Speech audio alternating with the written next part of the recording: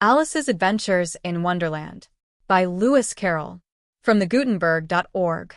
Chapter 4. The Rabbit Sends in a Little Bill. It was the White Rabbit, trotting slowly back again and looking anxiously about as it went, as if it had lost something, and she heard it muttering to itself, "The Duchess. The Duchess. Oh, my dear paws. Oh, my fur and whiskers. She'll get me executed, as sure as ferrets are ferrets. Where can I have dropped them, I wonder?" Alice guessed in a moment that it was looking for the fan and the pair of white kid gloves, and she very good-naturedly began hunting about for them, but they were nowhere to be seen. Everything seemed to have changed since her swim in the pool, and the great hall, with the glass table and the little door, had vanished completely. Very soon the rabbit noticed Alice, as she went hunting about, and called out to her in an angry tone, "Why, Mary, and what are you doing out here? Run home this moment, and fetch me a pair of gloves and a fan. Quick, now." And Alice was so much frightened that she ran off at once in the direction it pointed to, without trying to explain the mistake it had made. "He took me for his housemaid," she said to herself as she ran. "How surprised he'll be when he finds out who I am. But I'd better take him his fan and gloves, that is, if I can find them." As she said this, she came upon a neat little house, on the door of which was a bright brass plate with the name W. Rabbit engraved upon it. She went in without knocking and hurried upstairs, in great fear lest she should meet the real Mary and be turned out of the house before she had found the fan and gloves. "How queer it seems," Alice said to herself, "to be going messages for a rabbit. I suppose Dinah'll be sending me on messages next." And she began fancying the sort of thing that would happen. "Miss Alice, come here directly, and get ready for your walk. Coming in a minute, nurse. But I've got to see that the mouse doesn't get out. Only I don't think," Alice went on, "that they'd let Dinah stop in the house if it began ordering people about like that." By this time she had found her way into a tidy little room with a table in the window, and on it, as she had hoped, a fan and 2 or 3 pairs of tiny white kid gloves. She took up the fan and a pair of the gloves, and was just going to leave the room, when her eye fell upon a little bottle that stood near the looking-glass. There was no label this time with the words, "Drink me," but nevertheless she uncorked it and put it to her lips. "I know something interesting is sure to happen," she said to herself, "whenever I eat or drink anything, so I'll just see what this bottle does. I do hope it'll make me grow large again, for really, I'm quite tired of being such a tiny little thing." It did so indeed, and much sooner than she had expected. Before she had drunk half the bottle, she found her head pressing against the ceiling and had to stoop to save her neck from being broken. She hastily put down the bottle, saying to herself, "That's quite enough. I hope I shan't grow any more. As it is, I can't get out at the door. I do wish I hadn't drunk quite so much." Alas, it was too late to wish that. She went on growing and very soon had to kneel down on the floor. In another minute there was not even room for this, and she tried the effect of lying down with one elbow against the door and the other arm curled round her head. Still she went on growing, and as a last resource, she put one arm out of the window and one foot up the chimney, and said to herself, "Now I can do no more, whatever happens. What will become of me?" Luckily for Alice, the little magic bottle had now had its full effect, and she grew no larger. Still it was very uncomfortable, and as there seemed to be no sort of chance of her ever getting out of the room again, no wonder she felt unhappy. It was much pleasanter at home, thought poor Alice, when one wasn't always growing larger and smaller and being ordered about by mice and rabbits. "I almost wish I hadn't gone down that rabbit hole, and yet, it's rather curious, you know, this sort of life. I do wonder what can have happened to me. When I used to read fairy tales, I fancied that kind of thing never happened, and now here I am in the middle of one. There ought to be a book written about me, that there ought. And when I grow up, I'll write one. But I'm grown up now," she added in a sorrowful tone. "At least there's no room to grow up any more here. But then," thought Alice, "shall I never get any older than I am now? That'll be a comfort, one way, never to be an old woman, but then, always to have lessons to learn. Oh, I shouldn't like that." "Oh, you foolish Alice," she answered herself. "How can you learn lessons in here? Why, there's hardly room for you, and no room at all for any lesson books. And so she went on, taking first one side and then the other, and making quite a conversation of it all together. But after a few minutes, she heard a voice outside, and stopped to listen. Mary and, said the voice. Fetch me my gloves this moment. Then came a little pattering of feet on the stairs. Alice knew it was the rabbit coming to look for her, and she trembled till she shook the house, quite forgetting that she was now about 1,000 times as large as the rabbit, and had no reason to be afraid of it. Presently the rabbit came up to the door, and tried to open it, but, as the door opened inwards, and Alice's elbow was pressed hard against it, that attempt proved a failure. Alice heard it say to itself, "Then I'll go round, and get in at the window." "That you won't," thought Alice, and, after waiting till she fancied she heard the rabbit just under the window, she suddenly spread out her hand, and made a snatch in the air.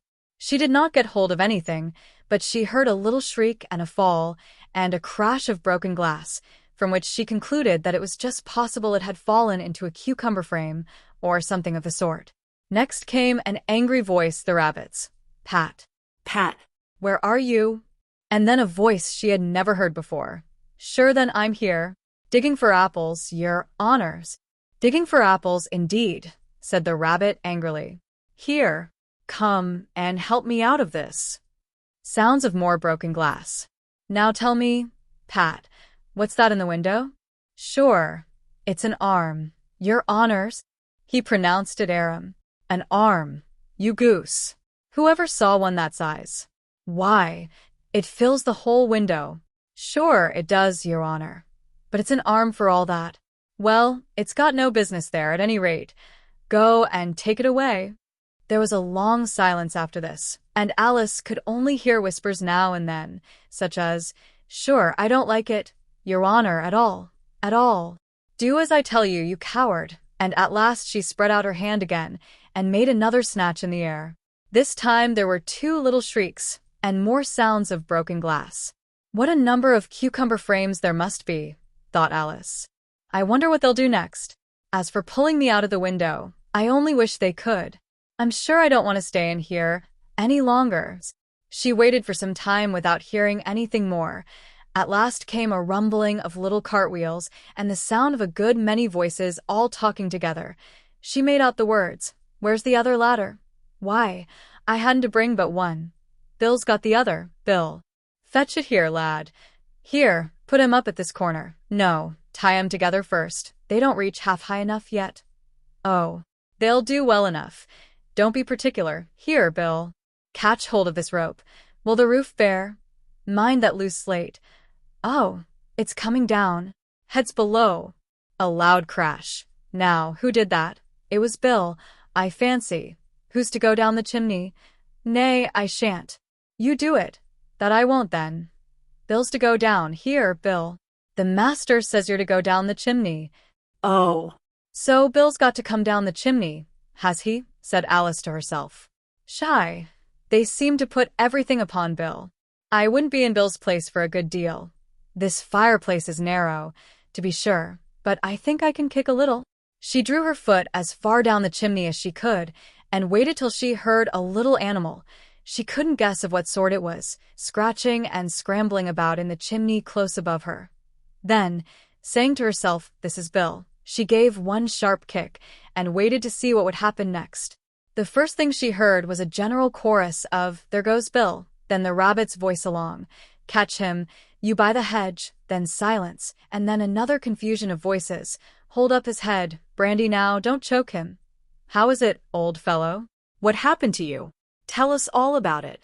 Last came a little feeble, squeaking voice. "That's Bill," thought Alice. "Well, I hardly know no more, thank ye.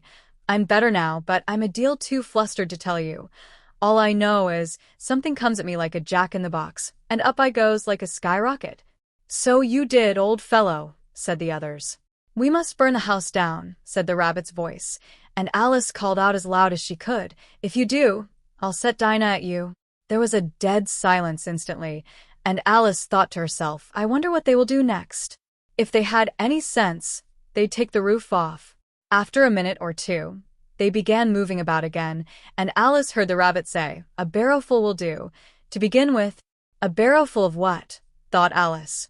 But she had not long to doubt, for the next moment a shower of little pebbles came rattling in at the window, and some of them hit her in the face. "I'll put a stop to this," she said to herself, and shouted out, "You'd better not do that again," which produced another dead silence. Alice noticed with some surprise that the pebbles were all turning into little cakes as they lay on the floor, and a bright idea came into her head. "If I eat one of these cakes," she thought, "it's sure to make some change in my size, and as it can't possibly make me larger, it must make me smaller, I suppose." So she swallowed one of the cakes, and was delighted to find that she began shrinking directly. As soon as she was small enough to get through the door, she ran out of the house, and found quite a crowd of little animals and birds waiting outside. The poor little lizard, Bill, was in the middle, being held up by 2 guinea pigs, who were giving it something out of a bottle. They all made a rush at Alice the moment she appeared, but she ran off as hard as she could, and soon found herself safe in a thick wood. "The first thing I've got to do," said Alice to herself, as she wandered about in the wood, "is to grow to my right size again, and the second thing is to find my way into that lovely garden. I think that will be the best plan." It sounded an excellent plan, no doubt, and very neatly and simply arranged. The only difficulty was that she had not the smallest idea how to set about it, and while she was peering about anxiously among the trees, a little sharp bark just over her head made her look up in a great hurry. An enormous puppy was looking down at her with large round eyes and feebly stretching out one paw, trying to touch her.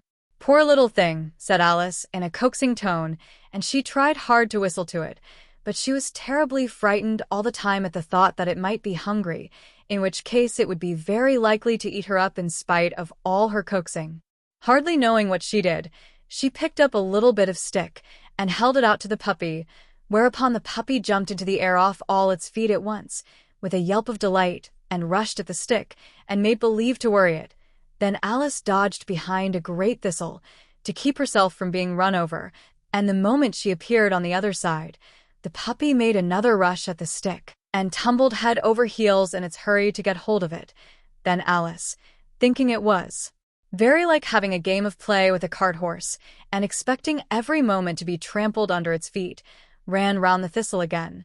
Then the puppy began a series of short charges at the stick, running a very little way forwards each time and a long way back, and barking hoarsely all the while, till at last it sat down a good way off, panting, with its tongue hanging out of its mouth, and its great eyes half shut. This seemed to Alice a good opportunity for making her escape, so she set off at once, and ran till she was quite tired and out of breath, and till the puppy's bark sounded quite faint in the distance. "And yet what a dear little puppy it was," said Alice, as she leaned against a buttercup to rest herself, and fanned herself with one of the leaves.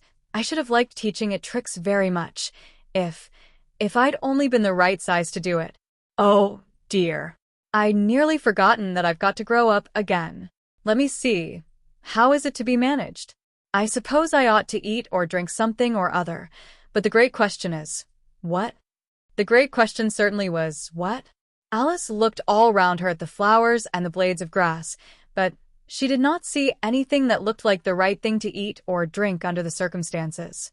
There was a large mushroom growing near her, about the same height as herself, and when she had looked under it and on both sides of it and behind it, it occurred to her that she might as well look and see what was on the top of it. She stretched herself up on tiptoe and peeped over the edge of the mushroom, and her eyes immediately met those of a large blue caterpillar that was sitting on the top with its arms folded, quietly smoking a long hookah and taking not the smallest notice of her or of anything else.